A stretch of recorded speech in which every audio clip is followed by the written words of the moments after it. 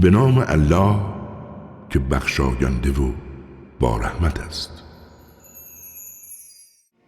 ای اهل ایمان، مبادا گروهی گروه دیگر را مسخره کنند، شاید آنها بهتر از اینان باشند.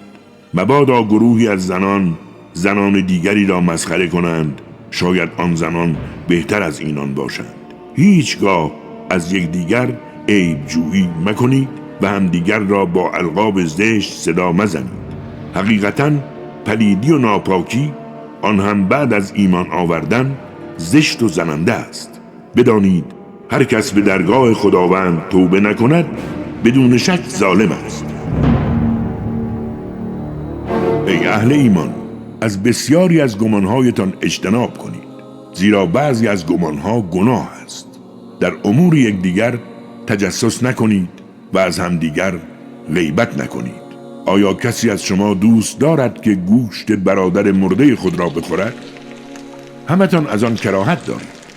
پس حرمت اوامر الهی را نگاه دارید و بدانید خداوند توبه پذیر و باگذشت است.